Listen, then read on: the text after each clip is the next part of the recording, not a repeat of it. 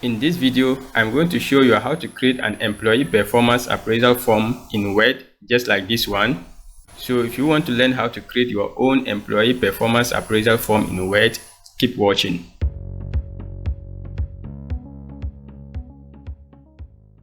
Hello guys, this is Online Office Teacher, where I help you manage your data and information through online video, just like this one. So if you are new here, consider subscribing.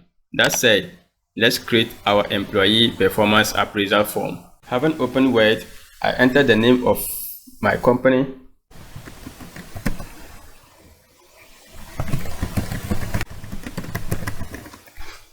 hit enter. On the next line, I enter the name of the form I'm going to create.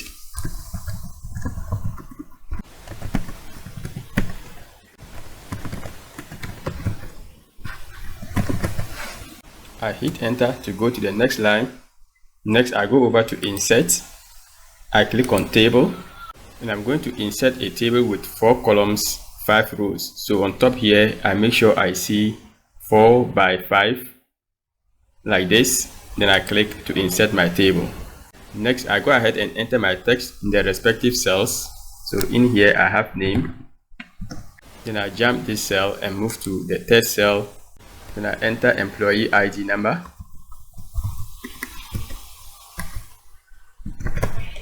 Down here, I enter job title. In this cell, I'm going to go ahead and enter department. Down here, I enter type of appraisal. In here, I go ahead and enter yearly. And in the next cell, I enter special.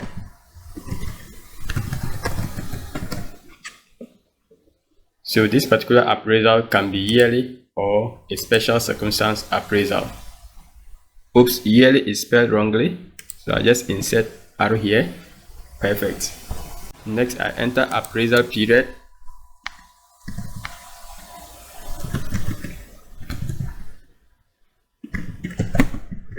So it will be from to. Perfect. In the last row, I'm going to go ahead and enter the date at which the form should be returned to the appropriate quarters. Next, I come out from this table. I hit enter, then I enter a title for my next table. Appraisal ratings, then I hit enter. Next, I go over to insert. I click on table. This time around, I'm not going to use the cells in here to insert my table. I'll go ahead and click on insert table. Then number of columns, I need 5, so I leave it as it is. And then number of rows, I enter 11. Now I go ahead and click on OK. In the first cell, I go ahead and enter my instructions. That is the instructions the user of this form will follow. And in the rest of the cells in here, I go ahead and enter my ratings. Starting from here, you see that I've jammed this particular cell. I'm going to use it for something special. I'll show you how later in this tutorial. In the next row, I come under Achieve Standards. Then I enter P. And next, I enter M. So P in here stands for proficient, and then M stands for marginal. So under Achieve Standards, I'll have 2 ratings, that is proficient and then marginal. Awesome. So now from this cell down to the end, I go ahead and enter the performance parameters in here. So I'll do this pretty quick and get back to you. Okay, I've entered all the text. And now that entering the text is done, the next thing I'm going to do is go ahead and customize my tables. And starting from top, first of all, I select the table by clicking anywhere inside the table. The next thing I'm going to do is go ahead and remove all these lines. So I select the entire table by clicking on this cross icon right here. Then I go over to table design and the table tools. Then I click on borders and I choose no border. And you see that I have some grid lines surrounding the table. These lines you see in here will not be visible when you print out this document. So in order to see grid lines on your table, make sure your table is selected. Then you go to borders, and in here you make sure view grid lines is selected. So if I click on it, the grid lines will go off. So if I need it to guide me to do my work, I just select the entire table, then I go over to borders and I click on view grid lines. Awesome. The next thing I'm going to do is go ahead and move this line, just this line beside name. So what I'm going to do is I select this particular cell and then I click on the line and drag it to this direction, just closer to name. Awesome. I'll do the same thing to employee ID number. So I'll just select the cell. So you can do the selection by clicking from the beginning of the cell with this dark arrow just once, and then you can move the line to whichever location you want. Perfect. So I've just moved this line here under job title as well as under department. So next I'm going to go ahead and merge these two cells by highlighting them. Then I go over to layout and the table tools. Then I click on merge cells. Next I go ahead and move this line from here so that I get almost the same size for yearly and special. If I actually want to get the same size, I'll make sure I highlight the two cells. Then I go ahead and click on distribute columns. So if I click on it, in the cell where I have yearly and that of special will be the same size. Perfect. So I'll do the same thing in here pretty quick and get back to you. The next thing I'm going to do is merge these three cells. So I highlight them, then I click on merge cells, and in here is where the user of this form will enter the date, that is the return date. Now if I click on print preview, you see that my form or my table in here is not pretty good. So what I'm going to do is I'm going to provide some lines under the blank fields. So I click on back here, I click inside this cell, then I will go over to table design, and the border is I choose bottom border. So you see that I now have a line under this particular cell. I'll do the same thing to employee ID just by clicking here, and I click on bottom border. So I'll go ahead and do the same thing to the rest of them. Now I've not applied the bottom border to yearly, from, special and to fields. The reason is that if I go ahead and apply the bottom border, it will affect the entire word right here, and I don't want that. I just want the line to affect only the blank field and not the word. So what I'm going to do is I'm going to create another column in here just in the yearly cell. So I select it just by clicking in there, then I go over to layout and I click on split cells, and top here I need two columns and the rows should be one. So I just go ahead and click on OK. Now I have two cells in here.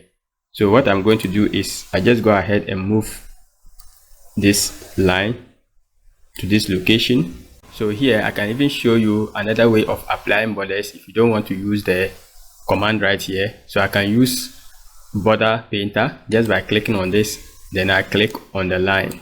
Perfect. So I'll go ahead and do the same thing to the rest of the three fields in here and get back to you. Alright, I'm done formatting this table. The next thing I'm going to do is go ahead and change the case of my text. So I just highlight everything starting from here to the end, then I go over to home, and the change case I click on uppercase, and you see that some of my texts are in two lines. I don't want that, for instance here. So I just click in here and I select the cell. I just move this towards this direction. Perfect. So I do the same thing in here. Next I go ahead and customize this table, but before I do that I want to change the text in here to uppercase. So I highlight all and I go to change case, uppercase. I do the same thing in here. Perfect. Next I go ahead and customize the size of my columns starting from here. So I just click here and drag it to this direction. I make sure the text fits well. So I take this here and this one here so that it fits in two lines. Perfect. Now in here I don't need this cell, so I merge it with this. Then I go over to layout, click on merge cells, and this heading will take care of this column and this column right here. I'll go ahead and reduce the size of this column here. Perfect. And I do the same thing here. Awesome. I'll make these two columns almost the same size. So I hold it from here, and I'm finding it difficult to make it equal. So what I'm going to do is I highlight the whole of this, then I click on distribute columns. Perfect. Next I go ahead and put the whole of this text in the middle, that is in the center of the cells. So I highlight all, then I go to layout and the table tools. Under alignment I click on align center. I'll align here as well, and I'm going to use align center left. You'll see it later when we increase the height of our rows. The next thing I'm going to do is go ahead and format my titles. So I'll highlight this, I click on center to center them, and I'll change the case to uppercase, bold, and also increase the size to 14, or better still, the name of the company, I give it a different font size, maybe 20. I'll do the same thing to appraisal ratings, increase the size to 14, I make it bold, center, I change the case to uppercase. Awesome. The headings here, I want to make them bold, so I select everything, then I click on bold. Up here I can even add a logo of the company, so I click here beside the name of the company, and I go over to insert pictures from this device. I have my logo in here, I just click on it, then I click on insert. Perfect. I reduce the size to this match, then I click aside to deselect the logo, then in here I just click, I press enter once to take the name of the company to the next line, and my form is almost done. You see that down here below I have match space, so what I can do is I select this table, then I go over to layout, I'll go ahead and increase the height maybe to 0.8 centimeters, and you see that my text is hitting the top of the border. So what I'm going to do is I use align center left. Awesome. I'll do the same thing to this table, starting from here. So I highlight all, then I make sure it's 0.8 centimeters. Maybe I can still increase it further, maybe 1 centimeter. I do the same thing in here, 1 centimeter. Perfect. Next, I come out from this table, hit enter, I go over to insert table, and I'm going to go ahead and insert 2x2 table. In here I enter name of supervisor, and down here I enter date. Now I'm going to go ahead and reduce this column. Perfect. You see that by inserting this last table I'm getting 2 pages. I don't want that, so what I do is I just reduce the margin here by clicking on this location, and I move it down. I can zoom out to see the entire work. Perfect. And now my employee performance appraisal form is done, and that's it on how to create an employee performance appraisal form. I hope this video was helpful.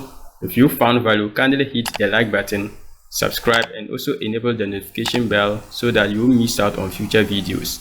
Keep watching, and I'll see you in the next one.